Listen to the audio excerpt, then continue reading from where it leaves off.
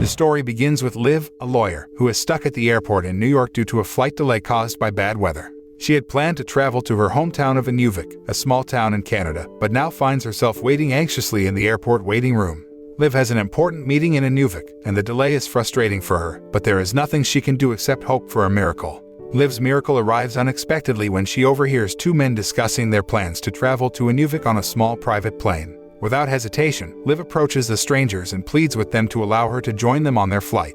Desperate to reach Inuvik as soon as possible, Liv doesn't even consider the fact that she doesn't know the men and is willing to take a risk in order to reach her destination. However, the two men, Sam and George, are hesitant to allow Liv to join them on their flight. They explain that they are traveling to Inuvik for a job and don't want to be late, but Liv persists in her pleas, offering to pay them generously for their trouble. In the end, Sam and George agree, partly due to the approaching presence of security officers, and the trio embarks on their journey to Inuvik.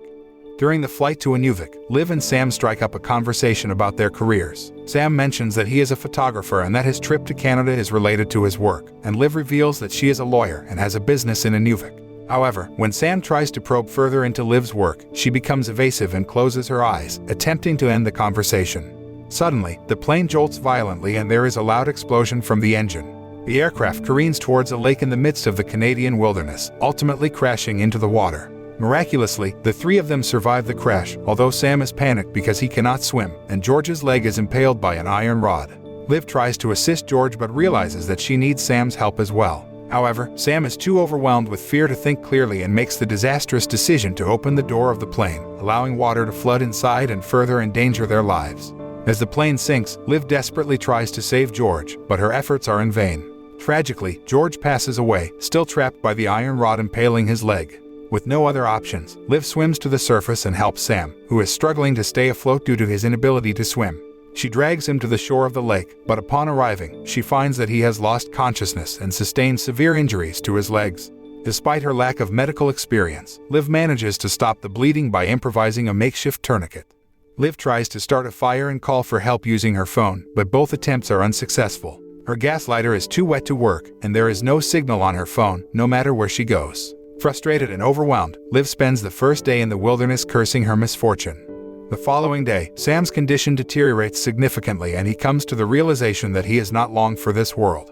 In his final moments, he confesses to Liv that he is not actually a photographer and that no one knew of his plans to travel to Inuvik, meaning that there is no hope of rescue. Sam's last words to Liv are a warning that she must learn to survive on her own. After Sam's passing, Liv spends some time crying and screaming in anger before she remembers the radio and satellite phone on the plane. Seeing this as a potential lifeline, she quickly strips down to her underwear and plunges into the freezing lake. However, the extreme cold causes her to quickly retreat to the shore. She will have to find a way to brave the frigid water if she wants to use the radio and call for help. Determined to find a way to survive, Liv turns her attention to building a raft out of the available materials in the forest. However, her lack of experience and survival skills leads to her failure, and she vents her frustration with another round of screaming. As the days pass, her supplies of food and water dwindle, leaving her with only a couple of chocolates and a bottle of water. If help does not arrive soon, Liv knows that she is in serious danger of perishing in the wilderness. With no other options left, Liv decides to brave the icy waters of the lake once more in order to retrieve the satellite phone from the sunken plane. She uses a log to keep herself afloat as she swims to the site of the crash, and once there, she begins to dive down into the water. Despite the numbing cold, Liv persists, determined to get the phone and call for help. For the next few minutes, Liv makes multiple dives to the bottom of the lake, surfacing to catch her breath and escape the cold before diving back down again. On her first dive, she retrieves the bags belonging to her and the two pilots, and on her second attempt, she tries to grab the radio. Unfortunately, the radio is stuck firmly in place, and Liv is unable to loosen it. She decides to return to the surface with the remaining bags, feeling disappointed and defeated. As Liv surfaces from her final dive, she is horrified to see a bear on the shore of the lake, feasting on the remainder of her chocolate supplies. After finishing the chocolate, the bear approaches Sam's lifeless body, as if considering it as its next meal. Liv quickly yells and waves her arms, driving the bear away before it can do any more harm.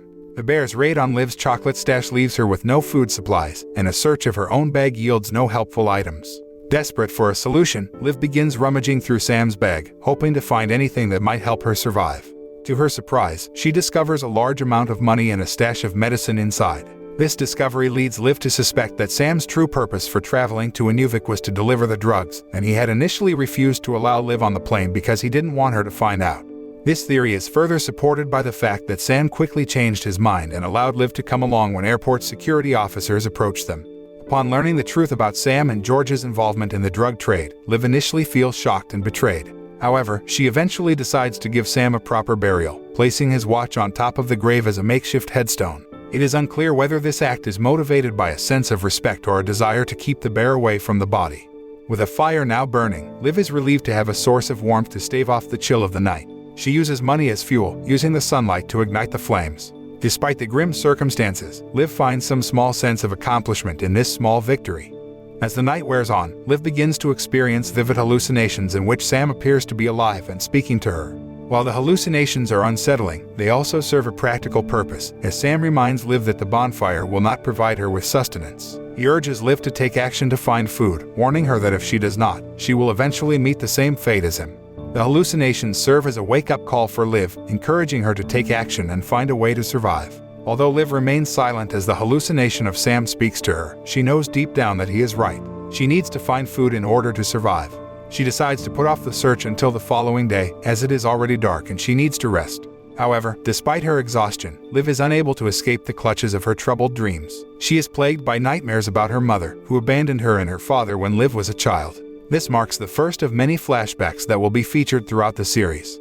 As the new day dawns, Liv makes the decision to dispose of the remaining drugs and uses bottles to collect water. However, she knows that the water is likely contaminated with animal urine, and therefore boils the water before drinking it to make it safe. Liv is thrilled to finally quench her thirst with a drink of clean water and lets out a triumphant swear word. It seems that Liv has a tendency to swear in any situation, not just when she is happy. Determined to find food, Liv attempts to catch fish in the lake using her bare hands but quickly discovers that this method is ineffective. Undeterred, she improvises a fishing pole by using her earrings as bait and successfully catches a fish. Unfortunately, Liv's fishing line breaks, causing her to lose the fish. Disappointed but not defeated, Liv decides to explore the forest in search of edible fruits. After some time, she is able to find some berries, but she is unsure if they are poisonous or safe to eat. The hallucination of Sam warns Liv to be careful, as consuming poisonous berries could be deadly. Liv must weigh the risk of starvation against the potential danger of the unknown berries. Despite the potential danger, Liv's hunger overrides her caution and she eats all of the berries. As it turns out, the berries were poisonous, and Liv spends the night vomiting as her body tries to rid itself of the toxins. The following morning, Liv has a moment of inspiration and realizes that she can remove the poison from the berries by boiling them. Fortunately, it rains heavily that day, providing Liv with an ample supply of clean water to drink.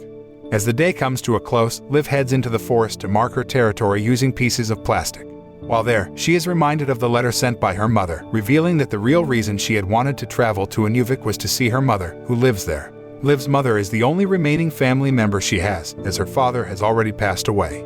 Determined to reunite with her mother before it is too late, Liv redoubles her efforts to survive in the wilderness.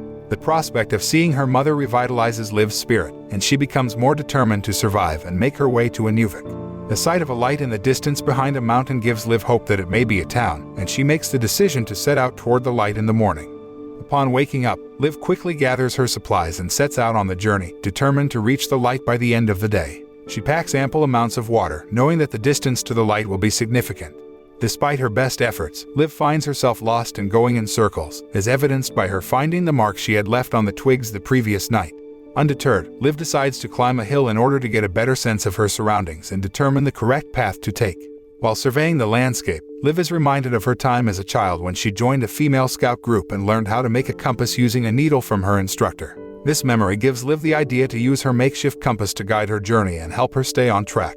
Excited by her newfound plan, Liv returns to the edge of the lake and sets out to make a compass using the techniques she had learned as a child. However, she quickly realizes that she doesn't actually need the compass, as she can simply use the sun to determine the direction. Despite this realization, Liv persists in making the compass, using a hand rubbed on a magnet in Sam's watch.